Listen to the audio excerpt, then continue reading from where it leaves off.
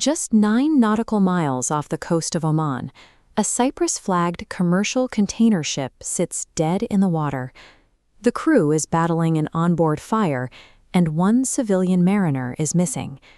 In response to this strike on a commercial vessel, U.S. Central Command launched immediate retaliatory strikes, hammering Iranian military targets and port cities along the southern coast. The Islamic Revolutionary Guard Corps then took an extreme step.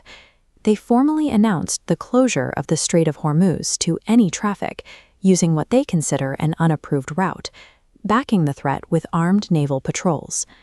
A single maritime incident escalated overnight. A waterway that handles a massive share of the world's energy trade is now an active militarized blockade. Following these attacks, the flow of oil passing through the strait dropped to almost nothing. This instant stoppage exposes a critical vulnerability for neighboring Gulf states. Even before this week's violence, their strategic oil reserves were already running dangerously low. Now, Iran is attempting to enforce a strict permission and payment scheme. They're imposing a toll system backed by military force, directly threatening to increase the cost of global shipping and consumer goods. The strait now functions as a point of leverage, holding global trade at bay through a cycle of enforced tolls and military threats.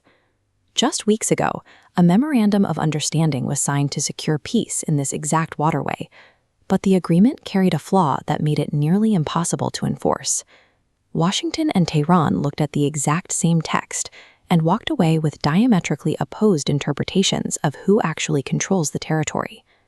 The text assigned the naval mission of mine clearing to Iran.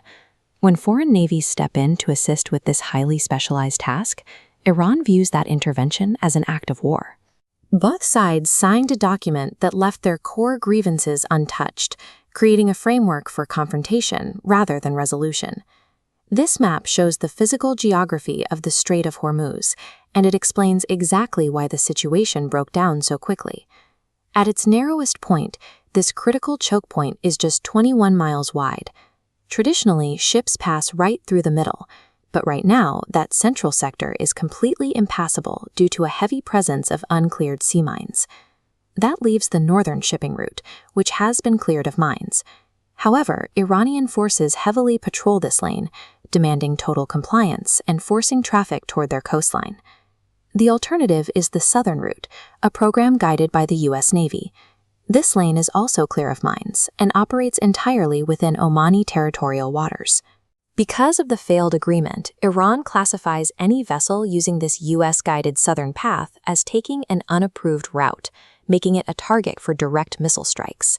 The physical layout of the strait forces all commercial ships into a trap. They either submit to Iranian control or they risk taking a missile to the hull. To force the waterway open, the U.S. relies on sustained strikes, actively targeting vast logistical hubs and port facilities along the Iranian coast. Yet these military strikes are failing to change the regime's behavior. The leadership in Tehran is highly focused on retaining power and has shown a stark willingness to absorb civilian and infrastructure casualties. Their overarching goal is to maintain absolute dominance over the strait. It is their single most powerful point of geopolitical leverage, and they refuse to let it go. Bombing coastal infrastructure only degrades Iran's physical capacity. It does not degrade their resolve, leaving the conflict trapped in a violent stalemate.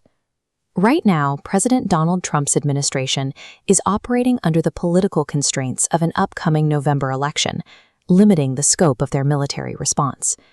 But that dynamic changes abruptly. Between November 4th and the inauguration in January, those domestic political constraints on the presidency vanish entirely. During this post-election window, a president desperate to avoid losing a highly visible conflict will have an unconstrained military at his disposal. The option to pivot from bombing coastal ports to launching direct strikes on regime targets in Tehran will be on the table.